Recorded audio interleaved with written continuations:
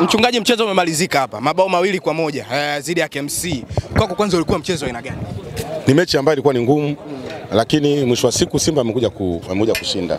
Tunamshukuru Mungu sana kupata point 3, maana viporo vyote tumemaliza siku ya leo. Ni kiporo ambayo ilikuwa ni cha 4. Viporo vyote hakuna kiporo ambayo ilikuwa chepesi. Viporo vyote vilikuwa ni vigumu, maana kila mtu ana maintain kubaki kwenye ligi na wengine wanataka kushuka daraja, wengine wanataka kuchukua ubingwa kama kina Simba. Kwa hiyo ni mechi ambayo ilikuwa ni tight sana siku ya leo. Kwa namna ambavyo sasa Simba kushinda viporo vyote 4, alama 69 tofauti na alama 1 tu mbele ya Young Africans. Kwako hii ni taswira gani? Dalili za ubingwa. Na kuna kazi tumerahisishiwa kwamba Yanga wao wamesema hawatakuja siku ya dabi. Ila sisi tungependa zaidi waje wamkabe mpanzu ili tuweze kushinda. Lakini kwa dalili tunazoziona, Yanga kuna dalili ya kutoleta timu. Yanga anaogopa kupeleka timu kwa vitu viwili. Namba 1, Yanga anaogopa kwa sababu siku hiyo ya tarehe 15 Juni Simba tayari atakuwa na kombe la shirikisho barani Afrika. Atakuwa analo tayari. Kwa hiyo kitendo cha kuwa na ile kombe ndani ya uwanja itakuwa ni fedheha kwa Yanga Afrika. Kwa hiyo tarehe hiyo ya tarehe 15 itakuwa ni ngumu sana kwa wana Yanga. Ndio maana wameamua mpaka leo kwamba dabi hawachezi. Na ukiuliza sababu za msingi wao hawana. Wao wanaishia tu dabi hawachezi. Nimesikia wazee wengine leo wanasema wanaenda mahakamani. Wao waende mahakamani, watafungiwa wao kama wao, watafungiwa kama nchi. Yanga kama Yanga itafungiwa kwa sababu wao ndio wameenda mahakamani. Wasifikiri kwamba wakienda mahakamani kwamba tutafungiwa sisi ligi nzima, hapana. Watafungiwa Yanga kama Yanga. Maana Yanga wao wana tabia hizo kwa sababu washajua kwamba Simba anaenda kuchukua ubingwa wa kombe la shirikisho, ubingwa wa ligi kuu, ubingwa wa NBC, wa CRDB, wanaona kwamba watapata fedheha. Kwa hiyo wameamua waharibu ligi ili waende mahakamani. Na sisi tumwambia waende mahakamani, watafungiwa wao kama wao. Mchungaji, Dese Mkwala umemtazama leo hii kambani magoli 2. Hii taswira gani kwa upande wako kupitia Dese Mkwala? Mkwala ni mtu ambaye anajua kufunga. Hao ndio wale fikisha Simba finali kombe la shirikisho barani Afrika. Kwa hiyo ni mchezaji ambaye anajua kufunga, ni mchezaji bora. Na ndani ya miaka 32 hatuje kuwa na kikosi bora kama hiki. Ina maana miaka ndani ya 32, miaka 32 iliyopita hakuna timu ambayo imekwenda robo finali. Wamepita kina Okui, wamepita kina Chama, lakini hii ndio timu inaonekana kwamba ndio kizazi cha dhahabu cha kucheza finali ya kombe la shirikisho mwaka huu. Kwa hiyo wakina Mkwala ndio kizazi cha dhahabu mwaka huu. Wakina Ateba, wakina Jan Chasi Ahoua ndio kizazi cha dhahabu ndani ya miaka 32 ndani ya Simba Sports Club. Mudo Joshua Mutale amekuwa man of the match katika mchezo wa leo ya KMC Kombe. Anatushawishi lakini too late. Yaani anatushawishi akiwa amechelewa. Joshua Mutale anatushawishi akiwa amechelewa. Anakuja amechelewa sababu ni kama tumecheza dakika 90, tumeongezwa dakika 5. Umeelewa? Za dakika za nyongeza. Ndio anakuja kuonyesha kitu. Sasa ukija kuonyesha kitu dakika hizo, kwa kweli kutushawishi tena kuturudisha inakuwa ni ngumu kidogo. Nyinyi mlishakufuatia mlishakata tamaa kwa Mudo Joshua Mutale. Lakini dakika za mwisho amekuja kuonyesha kitu kikubwa. Lakini je, ataendelea kuwepo ndani ya Simba? Kwa sababu jua ligi inaelekea mwisho. Bado mechi 6 ligi ishe. Kwa hiyo je, ataendelea kuwepo ndani ya Simba? Ndio swali ambalo tunajiuliza. Maana yake ni nini? Budo pamoja na kuonyesha yote haya, lakini kuna vitu ambavyo katikati ametuangusha. Maana malengo na mbwembwe za kumsajili ni kwamba tufanyie mambo makubwa zaidi tunachokiona. Hasa wamekuja kufanya watu ambao wao tukuwategemea. Kwa hiyo hii anatushawishi dakika za mwisho za jioni. Mungu akipenda hatujajua mwalimu kama atakuwa naye.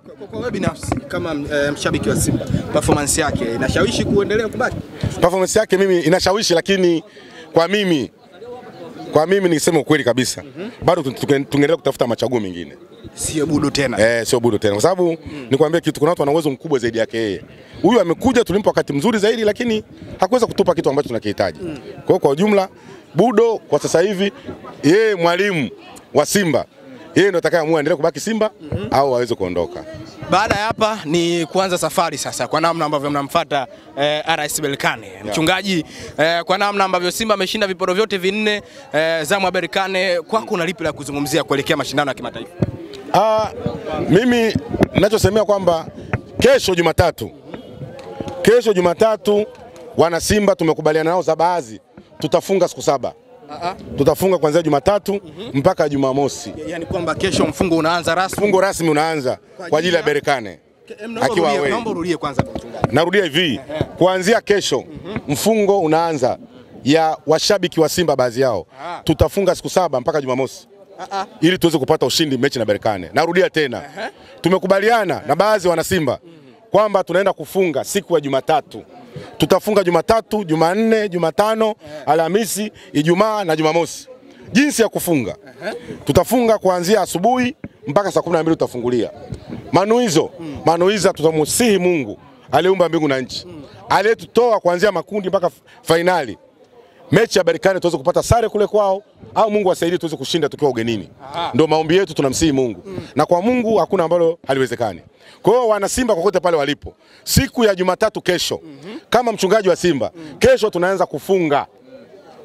Kuanzia kesho tunaanza kufunga siku 7 kwa ajili ya timu yetu. Siku ya Jumamosi tuweze kupata ushindi tukiwa ndani ya Cairo. Mchungaji ndani ya Morocco. Mchungaji Berkane akae anavyojua, ajue kwamba wana Simba wameanza mfungo rasmi kwa ajili yake.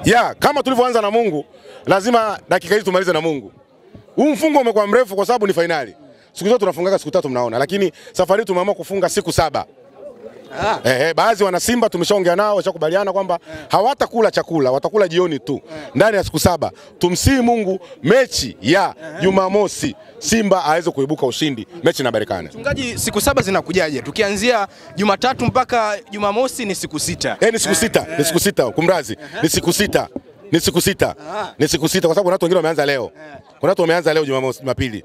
Ndio maana nikajumlisha na siku ya leo. Lakini ni siku 7. Kuna wengine wameanza leo, ila asilimia kubwa wanaanza kesho kufunga kwa sababu ya Simba.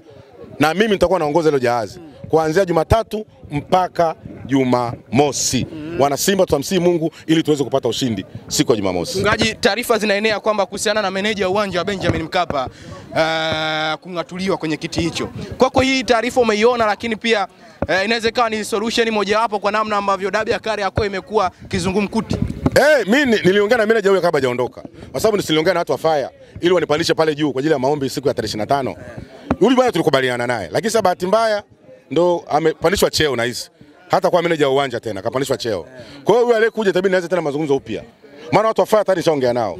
Jinsi ya kunipandisha na winchi mpaka pale juu. Kwa hiyo meneja wa uwanja leo ondoka naye tayari nilikuwa nishaongea naye. Sasa bahati mbaya kapandishwa cheo. Huyu itabidi nianze tena mazungumzo naye.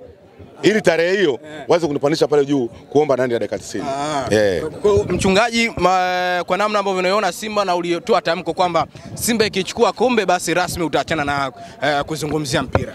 Kama ilivyokuwa ada, Simba akishachukua kombe la shirikisho siku ya tarehe 25.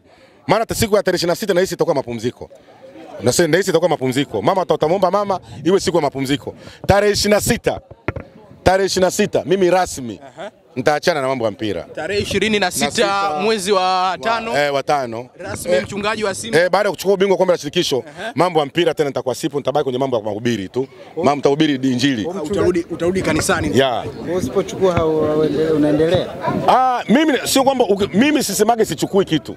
Nikisema sichukui nitaungana na wewe. Simba ni bingwa wa kombe la shirikisho barani Afrika. Na mimi ninachosemea hivi, sio ya kwamba Yanga anaogopa hiyo tarehe 15 kuja kucheza na Simba. Haogopi kwa sababu ya kufungwa na Simba. Anaogopa fedheha ya Simba kwenda na kombe la shirikisho uwanja wa Benjamin Mkapa tarehe 15 Juni. Lakini tarehe 26 ndo nawaaga kwamba sitakuwepo tena kwenye mambo ya mpira. Kwanza nawashukuru sana kwa kuwa na nyie siku zote mmenisupport kwenye mambo ya mpira, lakini kuanzia tarehe hizo sitakuwepo. Maana Simba kwa sababu ahadi ndio hiyo kwamba Simba akichukua kombe la shirikisho mimi nitaachana na mambo ya mpira, nitarudi katika mambo ya dini. Mchungaji, utakuwa mmoja wapo kwenda kuishabikia Simba nchini Morocco? Mimi sitaondoka kwa sababu nina kazi maalum hii ya maombi. Kuongoza maombi ndani ya wiki nzima hii ya siku 7. Kwa hiyo ndani ya siku 7 tunaongoza maombi. Wana Simba kokote pale ulipo, narudia tena, kama utawiwa utapata nguvu. Mfungo unaanza kesho ndani ya siku 6 kwa ajili ya kuleta Simba kuweza kumfunga Berkane Morocco. Kwa hiyo wana Simba hata wakiungana 5 tu, hata wakiungana 10, Mungu ni mwaminifu, atasikia na Simba anaweza kupata ushindi siku ya Jumamosi. Neno la mwisho mchungaji, kuelekea mechi yenu ya kimataifa dhidi ya RS Berkane, binafsi kwa upande wako. Umoja huu ambao tumeuanzisha na umoja huu ambao tunao mpaka mida hii, uendelee huu mpaka siku ya tarehe 25. Mimi si hesabu ya kesho kutwa. Na hesabu siku ya tarehe 25. Maana siku ya tarehe 25 ndio kilele cha Simba kwa mara ya kwanza kuleta kombe la shirikisho barani Afrika. Na itakuwa baada ya miaka 60 itakuwa ndio mara ya kwanza kuleta kombe. Na nahisi tarehe 26 mama atatupa siku ya mapumziko. Nahisi kitu kama hicho. Nahisi itakuwa siku ya mapumziko. Maana itakuwa ni sherehe kubwa mno. Ni jinsi gani wana Simba hawajawahi kushika kombe lolote tokea nchi ipate uhuru. Kwa hiyo itakuwa ni furaha iliyoje. Safari hii tumekuja, neno la ubaya ubwela limekuja na mambo mengi. limekuja na watu wafupi, watu warefu, mchungaji umo, wakina Mamposa umo, kila kitu umo. Ni package nzima ambayo inajitegemea. Na kuna watu walituombea kwamba vipora tutamaliza. Tunamshukuru Mungu vipora tumemaliza. Sasa hivi tunasubiria kwenda kuchukua ubingwa wa kombe la shirikisho barani Afrika. Tuweke nukta kwa leo. Shukrani sana mchungaji.